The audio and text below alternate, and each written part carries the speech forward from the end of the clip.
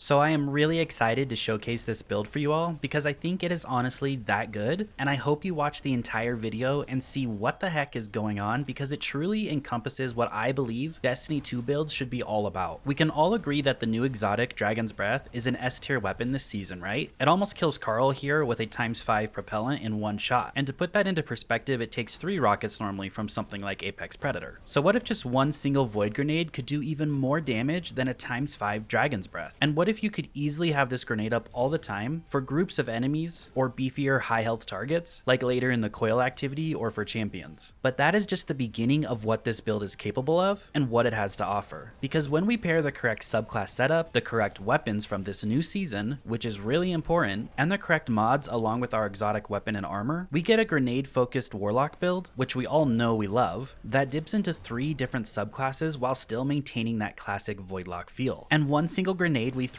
can literally spawn 5 orbs of power easily. Now these buffs and debuffs that we have access to are so strong. We get improved Devour for full heals and grenade energy, endless volatile rounds since our grenades hit so hard and can guarantee us kills in all content, the 15% weaken debuff to all enemies from our grenades, the Sever debuff to cut that outgoing damage of a high health target by 40%, the Unravel debuff to add damage and crowd control to entire rooms, we get infinite Void overshields from our Void bow with Repulsor Brace, and this thing hits like a truck. You will have a 50% damage boost on it at all times basically, which then guarantees kills for Repulsor Brace to proc off weaken and volatile kills. We also spawn Threadlings while we damage enemies with our volatile Void bow, and then we get Scorch and Ignitions from our exotic Dragon's Breath. So you're doing a ton of damage when you combine Unravel, Scorch, Ignitions, and then a Void Grenade that hits so hard. But it's pretty simple to do all this. It is literally just shoot your fusion rifle, throw your grenade, then shoot your rocket. You will have all that damage going off at once, and then just switch to your Void bow for volatile kills and Void overshields, with full heals from Devour from anything that gets kills for you. I know that was a long explanation, but I wanted you to understand what is possible if you lean into this build, and it all starts with your 3 weapons. These 3 are all new this season, but all 3 of them can be easily obtained, and 2 are craftable, which makes it even better. Now for our primary, we take the new Void bow that's craftable this season, which is called Lethophobia. Hopefully I said that right. And we're going to craft 2 perks on this bad boy. We're going to add Repulsor Brace, which I believe this is the first bow in the game to be able to get this, and that's really important for the overall build because bows are really good endgame weapons, and we pair Repulsor Brace with our second perk, which is Golden Tricorn. Golden Tricorn gives you a 15% damage buff on weapon kills, and this is always active, and then you throw out that Void hard hitting grenade. This will then grant your weapon a 50% increased damage buff, and that buff lasts for 11 seconds, so a long time. And then all you need to do is keep getting kills with your bow and throwing your grenade out, and you'll keep recycling to this over and over. So now we have a bow that hits really hard, since our grenades can guarantee those kills. And since we have Repulsor Brace on it, our grenades are guaranteeing kills and activating volatile rounds to proc Repulsor Brace. And our grenades weaken targets. So even if your volatile rounds isn't procced and you still kill a weakened target, Repulsor Brace will activate. Next is our special weapon, and that's the Scatter Signal. But the 2 craftable perks I put on it are Slice and Controlled Burst. Controlled Burst just gives us 20% more damage, but the real perk here is Slice. Casting your class ability allows this weapon to sever targets on hit for an improved duration. So when you're going into damage on a high health target or a boss, you just drop your Rift and shoot them with your Scatter Signal. And then if we've grabbed an Orb of Power, which I'm going to talk about in a second on how we can create so many Orbs of Power, it's insane. This will proc the Unraveling Orbs from the artifact, which is granting Strand weapons Unraveling rounds. So now you're applying Sever and you're applying Unraveling with one shot of your fusion rifle. And then you also have on the Horde Shuttle, which is damaging unraveled targets with a weapon occasionally spawns a Threadling. So that's how we pop out Threadlings as well. And to play into that, we use Dragon's Breath as our exotic. You guys all know about this rocket launcher as well, but the cool thing about it is as it's damaging targets over and over, if you've had the Unravel debuff applied, it's proccing Unravel and it's shooting out Threadlings for us. And also causing ignitions with this bad boy on enemies. Now the next thing that's really important is the mod changes that just happened recently. Basically we can stack mods now that gen orbs. So for this particular build, we are taking 3 copies of Firepower. This means every second we can spawn an Orb of Power if our grenade kills something. Since our grenade lasts about 6 seconds out on the field, we can easily gen a lot of orbs from one grenade. And our grenade hits really hard, so we're guaranteeing those kills, and especially when you push up into harder content, when the red bars have a little bit more health, yellow bars have more health, and there are more yellow bars, when you throw out that grenade, everything won't die instantly like it would in a normal Lost Sector. So it actually gives time for those orbs to proc, because it takes a little bit longer for the grenade to kill things, which actually just benefits our overall build greatly. The reason this is really important to be able to spawn so many orbs, and that's not even including our orbs from our bow, which are going to pop out like crazy with double harmonic siphon on the helmet, but it's really important because on the legs we take 3 different mods here. This is Absolution, so reduce all ability cooldowns each time you pick up an orb of power. Innervation, reduce grenade cooldown each time you pick up an orb of power. And Orbs of Restoration. Picking up an orb of power grants a small amount of energy to your ability with the least energy, which means every time we pick up an orb of power, we're getting 5% grenade energy from Absolution, we're getting 10% grenade energy from Orbs of Restoration, and another 10% grenade energy from Innervation. That's 25% grenade energy from a single orb of power. And remember how we can create so many orbs of power just from our grenade alone, not including our weapons. Also, Absolution is nice because we get 10% class ability energy each time we pick up one of those orbs of power as well. So we're getting 25% grenade energy from a single orb of power, and that's not including the Devour energy we get. Now, one thing I need to know about Devour on the Void Warlock when you're using a Vortex grenade is it actually gets the reduced Devour regen for your grenade. We only get about 15 or 17% of our grenade energy per kill with a Vortex grenade on. And then the last important thing on the build is Verity's Brow as your exotic of choice. Weapon final blows with a damage type matching your subclass grant you death throws. This provides the grenade damage bonus and the grenade energy. And another really cool thing about this is when you have death throws active and you throw a grenade, nearby allies gain greatly increased grenade regeneration for a short time. This is called the Field of Flames buff, and other players will see it on their screen, and they have to be within 20 meters for this buff to activate. That is a far reach for this to activate, which is awesome. And what this does is for about 5 seconds, your 2 allies in whatever activity you're doing gets 10 times grenade recharge rate. But on top of that, each stack of death throws grants us 50% additional base grenade recharge. So since we're getting so many kills with our bow, we always have a ×5 stack of this up pretty often. And that really is thanks to the bow, which means just passively you're giving yourself a 250% increase to your grenade recharge rate. That's on top of your orbs of power, and that's on top of Devour. So those 3 things are keeping your grenade up all the time. And then another cool part about this is the damage we get with that Vortex grenade.